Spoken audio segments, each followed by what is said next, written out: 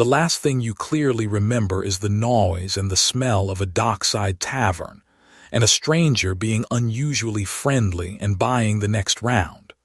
And now you are waking up somewhere that is moving. Not the gentle sway of being drunk, a deep, slow, heaving roll, up and over and down, again and again, that turns your stomach before your eyes are even open. It is almost completely dark. The air is so thick you can taste it.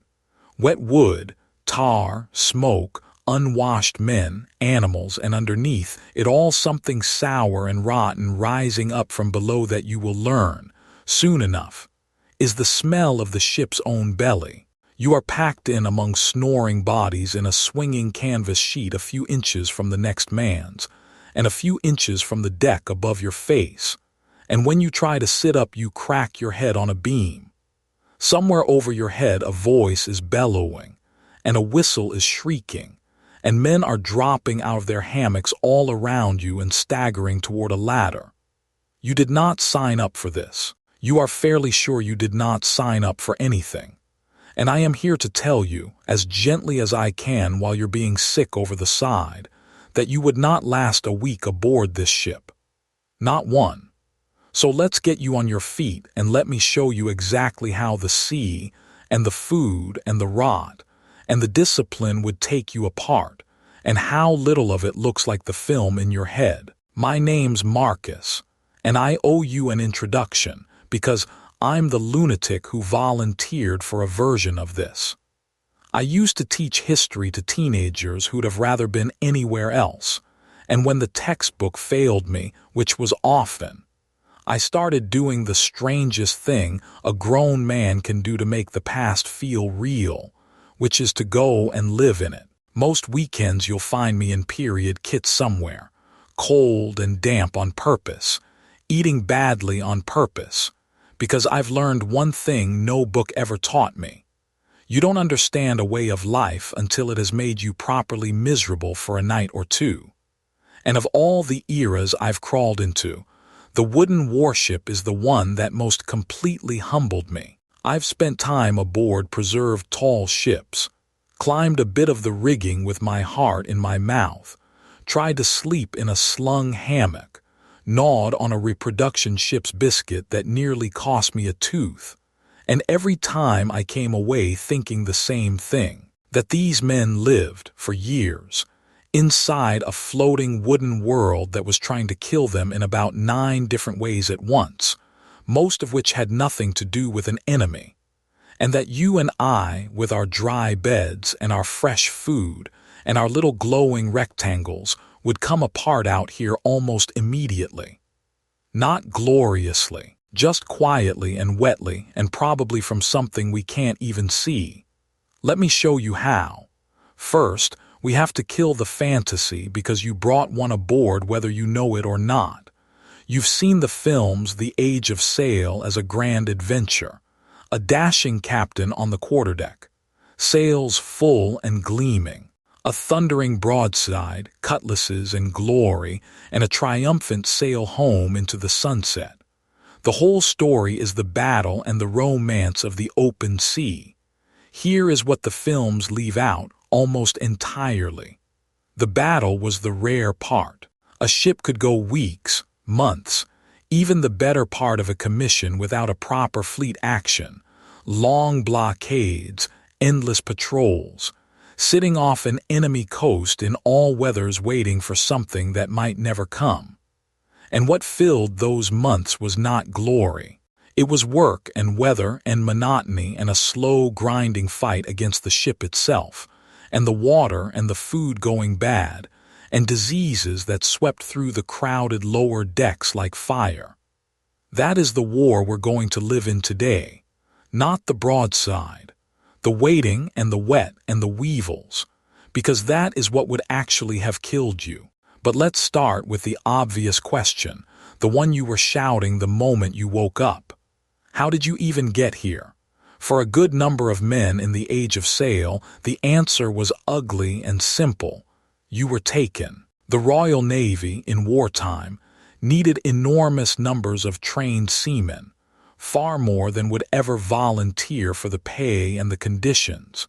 And so it sent out the press gang, a party of sailors, led by an officer, with the legal power to seize men and force them into naval service against their will. They'd sweep through the taverns and dockside streets of a port town, and they especially wanted men who already knew the sea, merchant sailors, fishermen, anyone with the skills, because a landsman like you takes months to become useful.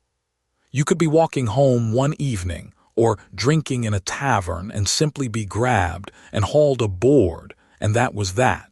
Your family might not know for weeks where you'd gone or if you were alive. Now, accuracy matters to me, so let me be fair to the history. It's easy to imagine every single man aboard was dragged there in chains, and that's not true. Plenty of men volunteered for the bounty, the adventure, or want of anything better ashore. Some were quota men, sent to fill numbers each region was ordered to supply. So a ship's crew was a mix, the willing and the utterly unwilling, side by side. But the fact that a whole legal machine existed to grab men off the street and force them to sea tells you something honest about the deal on offer. When you have to kidnap people to crew your ships, the working conditions are not a secret. They are the reason. So here you are, however you came. You are now, legally, part of this ship, and that whistle overhead will not stop shrieking until you move. Let's go below where you'll sleep, and let me show you the box you now live in. Because a warship of this era is not really a boat, in the way you picture a boat.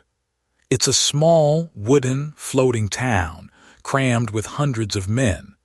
A big ship of the line might carry 6, 7, 800 souls or more, all stacked on top of one another inside a hull not much longer than a swimming pool. And most of that space is taken up by the reason the ship exists, the guns, and the powder and shot and stores to feed them. The men fit in around all of that in the gaps. You live on the lower gun deck mostly, where the headroom is cruelly low. A tall man cannot stand up straight and spends his whole life below stooped, ducking beams. There are no windows. The gun ports are shut against the sea in bad weather, and then the only light is a few smoky lanterns.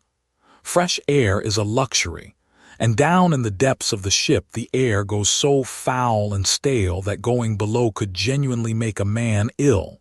Headaches, faintness, the body protesting an atmosphere it was never meant to breathe. And your bed. Let's talk about your bed because you've already banged your head on the ceiling above it. You sleep in a hammock, a slung sheet of canvas, hung from hooks on the deck beams, in a long row of hundreds of identical hammocks, swaying together with the roll of the ship. And they are packed in close. The famous figure people quote is that each man was allotted around 14 inches of width to hang his hammock in. 14 inches, about the span of your two hands side by side. Picture sleeping in that, in a crowd of snoring men in the dark, with the ship heaving under you. Now, I promised I'd be honest, and there's a genuine nuance here that makes it more interesting, not less. That 14 inches was the nominal allotment, the space on the books. But at sea the crew was split into watches, so at any given moment roughly half the men were up on deck working the ship while the other half slept. In practice, a sleeping man often had his neighbor's empty hammock beside him, and something closer to double that width to breathe in. So it wasn't quite the coffin-tight nightmare the raw 14-inch number makes it sound. But not quite a coffin is a low bar. Set aside the exact inches and hold the real picture. Hundreds of men, sleeping in shifts, packed body to body in a dark, low, airless, heaving wooden space that reeked of everything a crowd of humans produces with nowhere for it to go. And oh, the reek, the thing no painting and no film will ever give you. Deep in the bottom of the hull sat the bilge, the lowest point, where all the water that found its way into the ship collected and went stagnant and foul, and stank in a way that men who were there struggled to describe politely. On top of that, hundreds of unwashed bodies, in an age without a hot shower in the world. Livestock, because a ship often carried live animals for fresh meat, pigs, goats, chickens, penned aboard with everything that comes with them. Tar and smoke and damp and rot and the sour breath of stores slowly spoiling. All of it in a sealed wooden box with barely any moving air. The men got used to it, of course. Within days your nose would simply give up. And that's the quietly horrifying part. The first day it would turn your stomach inside out. And then, worst of all, it wouldn't. And you don't get to lie in that hammock feeling sorry for yourself, because a warship is a machine hundreds of men have to run by hand around the clock, and you are now one of the hands. The ship never truly sleeps.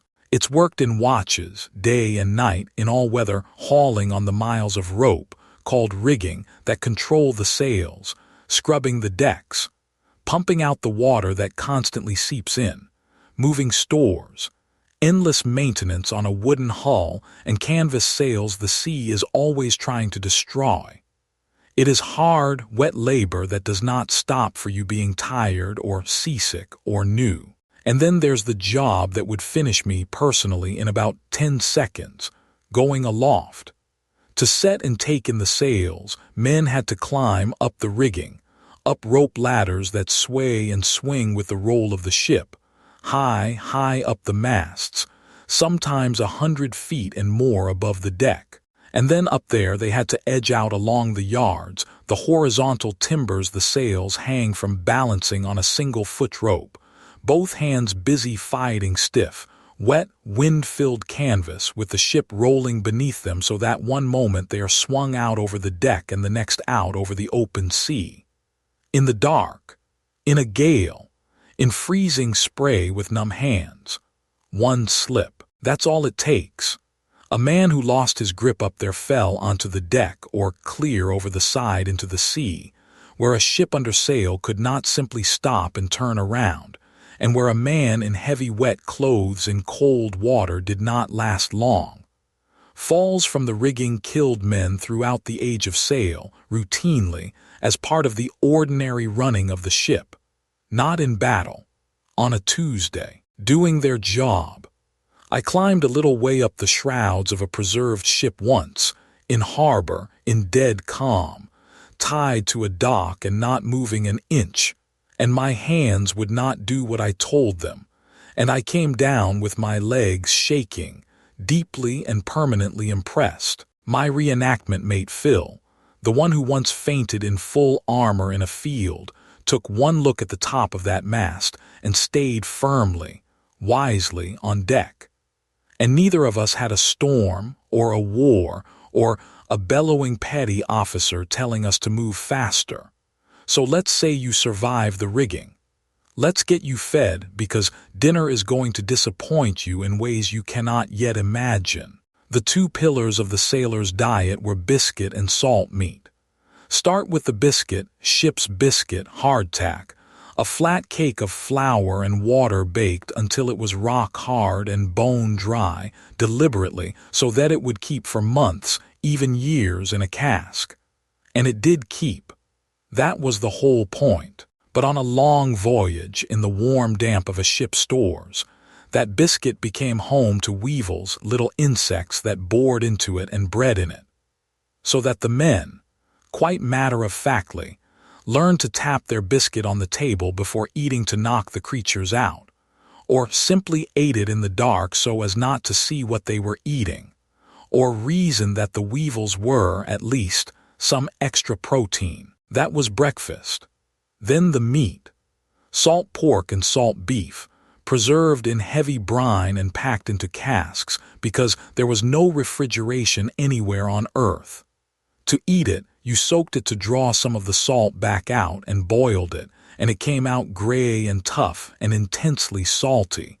And after long enough in the cask, it could be so hard and old that sailors joked about carving it. peas, oatmeal, cheese that had its own opinions by month 3, butter gone rancid. And that on rotation was more or less it.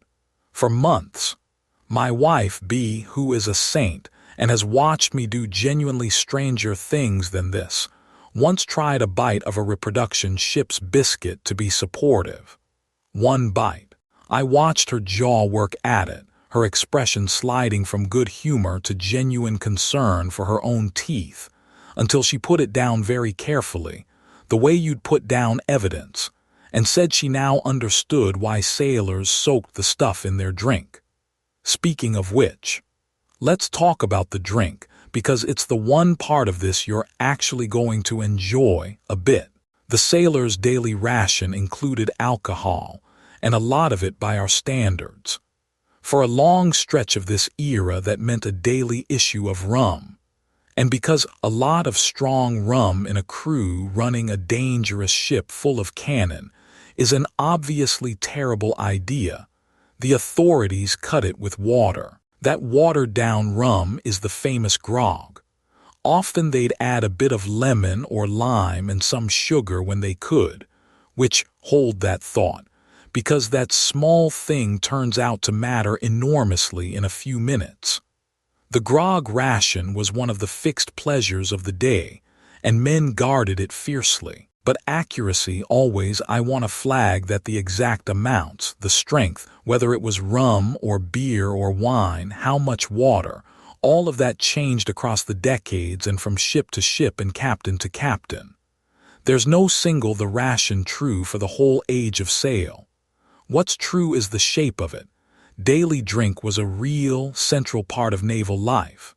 So yes, you'd get your grog. But if you're imagining that being a bit tipsy would take the edge off all the rest of it, I'm afraid the sea has things planned for you that no amount of grog is going to fix. Because I've been teasing you through a lot of this. But here's where I stop teasing, because now we come to the thing that was actually most likely to kill you out here. Not a cannonball, not a cutlass or a storm or even a fall from the rigging, terrible as that is. Across the whole age of sail, the thing that killed the most sailors by a wide margin was disease, sickness, rot in the food and in the body, the enemy that never needed to fire a shot. Think about the conditions I've just walked you through and now think like a disease. Hundreds of men packed together in a dark, damp, airless space, sleeping inches apart, rarely truly clean, in an age with no understanding of how illness actually spread. That is a perfect engine for sickness. Fevers ran through crowded ships and emptied whole watches. Dysentery, a violent, draining illness of the guts, spread through the filth and the bad water. And typhus, a vicious fever that men of the time called jail fever because it raged in crowded prisons, came aboard with new men and burned through the packed lower decks. A single sick man brought aboard from a jail or a slum could sow an outbreak that did more damage to a ship's crew than a battle would. And then there was the one that belonged to the sea itself, the great killer of long voyages, scurvy. On a long cruise, once the fresh food ran out and the men were living on nothing but salt meat and biscuit for months, a strange and terrible sickness would creep through the ship. Men grew exhausted and listless. Their gums swelled and bled and their teeth loosened. Old wounds that had healed years before mysteriously opened up again. Their bodies simply began to fall apart. And on the long voyages of exploration and war, scurvy killed sailors in numbers that are genuinely staggering, more than storms and shipwreck and enemy action combined. We now know it was caused by the lack of one thing, what we call vitamin C, which fresh fruit provides and salt meat and biscuit do not. But nobody aboard knew that. To them it was a curse of the deep sea, mysterious and merciless. And here is the part I find genuinely maddening and genuinely important, so let me get it exactly right. They worked out the cure, the practical cure, long before they understood the reason. In 1747, a Royal Navy surgeon named James Lind ran what's often called one of the first properly controlled medical trials in history, aboard a ship called the Salisbury. He took sailors sick with scurvy, split them into pairs, and gave each pair a different remedy from the popular theories of the day. And the pair given oranges and lemons recovered dramatically, while the others did not. The citrus worked. He published his findings a few years later. And then, this is the maddening bit, the Navy was slow. Painfully, fatally slow. Lind's trial was 1747. His book came out in the early 1750s. And yet lemon juice was not issued reliably across the whole fleet until around 1795, the better part of half a century later. Half a century in which men kept dying of a disease that a bit of citrus would have prevented, while the answer sat there, published, waiting. When they finally did adopt it properly, scurvy very nearly vanished from the fleet. Sit with that, because it's one of the most human things in this whole story. It isn't that they were stupid. It's that knowing a thing works and getting a giant, cautious institution to actually change what it does are two different problems, and the gap between them was measured in the lives of sailors. They cured scurvy by observation long before anyone on Earth understood why citrus mattered. The knowledge ran decades ahead of the reason, and you'd have been sailing in that gap. So suppose, at some low point, sick, homesick, soaked, sober enough to think clearly and miserable enough to want to, you decide you've had enough, and you'd rather not do what you're told anymore. You should know what that costs. Discipline aboard a warship was harsh by design, because hundreds of armed men in a sealed wooden world a long way from any law had to be held together somehow, and the tool the age reached for was fear. For serious offenses, the punishment was flogging, a beating carried out formally in front of the whole assembled crew, with a whip called the cat-o'-nine-tails, so named for its several knotted lashes. I'm not going to describe it in detail because I don't do this to make you wince, and you can imagine well enough. What matters is the shape of it. The whole crew mustered to watch, in silence, punishment as theater, aimed as much at the hundreds watching as at the one man tied up, precisely so that every man would carry the memory and think twice. And there was a rare, extreme version, called flogging round the fleet, where the man was rowed from ship to ship, and the punishment continued at each one, in front of each crew in turn. Even by the standards of the time, it was understood as an extremity, held in reserve to terrify a whole fleet into line. I flag it because it tells you the truth of your situation. You are not a free man who can quit. You are a body that belongs, for now, to the ship and its discipline, no notice period, no walking away and the sea all around you. And even if you keep your head down and do your work and dodge the diseases, the sea itself is patient, and it has more than one way to take you. There's the weather. A wooden sailing ship in a real storm is a small thing in an enormous violence. Mountainous seas, screaming wind, the whole hull groaning, water coming aboard in torrents, and men sent aloft in the very worst of it to fight the sails, because if the sails aren't managed the ship can be lost entirely. Ships were wrecked, driven onto rocks, or simply overwhelmed and lost with everyone aboard, often enough that every sailor knew it could be him. And most sailors could not even swim, which would have saved them for only minutes anyway, in cold water, far from land, with no one able to turn back. And then, yes, there is the battle, the part you thought was the whole story. When two wooden ships hammered each other with cannon at close range, the danger was not only the iron shot itself. It was what the shot did to the ship. A cannonball striking the thick wooden hull could blast a storm of jagged wooden splinters across the gun deck, some of them huge, and those flying shards did terrible harm to the men crowded at the guns. Battle, when it came, was sudden and deafening and lethal in ways the paintings clean up and quiet down. I'll leave the detail there, but hold the true proportion of it. As frightening as battle was, it was the rare event.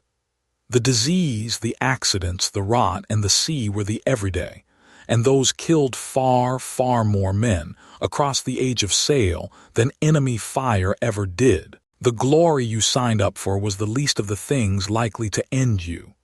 And here's the detail that, for me, sits heaviest of all. In the middle of a battle like that, the smoke, the noise, the splinters, the guns had to be fed a steady supply of gunpowder, carried up from the magazine deep in the ship where it was kept safe from sparks. And the ones who ran it up through the chaos were often boys, young boys, children by our reckoning, some shockingly young, and in action these powder monkeys scurried the powder to the gun crews because they were small and quick in the cramped spaces. Let that land properly. In the most dangerous place on the ship, in the worst moments it ever knew, there were children doing one of the most vital and exposed jobs aboard. That was normal. That was how it worked. And I mention it because it's the thing that most completely dissolves the romance. There is nothing dashing about a frightened boy running gunpowder through smoke. There's just a hard world that used up whoever it had, at whatever age it found them. Now let me keep the promise I make in every one of these, because getting it right matters to me more than a good scary story. When I hand you a number, or a picture of how it was, hold it a little loosely. The exact grog rations, as I said, moved around across the decades and from captain to captain. The mortality figures, how many died of disease versus battle versus accident, are estimates, carefully worked out by serious historians from imperfect records. And conditions varied enormously.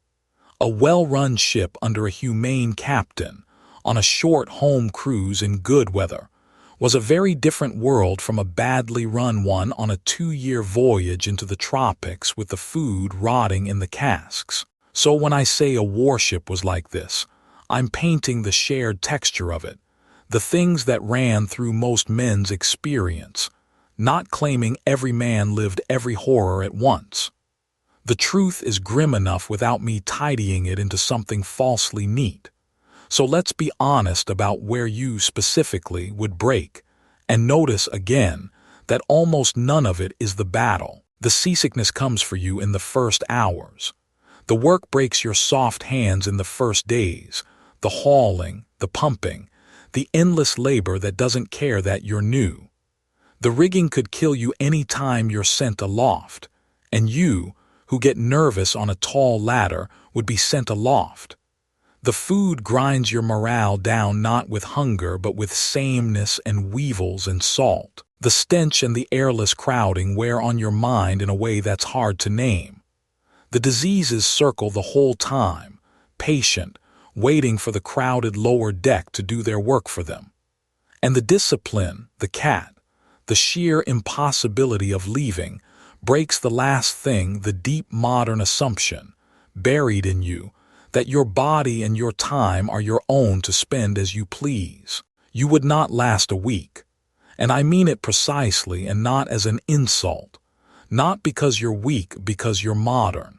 You've been shaped, every hour of your life, by dry beds and fresh food and clean air and space, and the freedom to walk away from anything that hurts.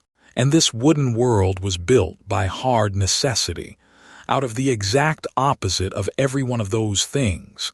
And it asked men not to win it, but simply to endure it, month after month, with the sea on every side and no way home but through.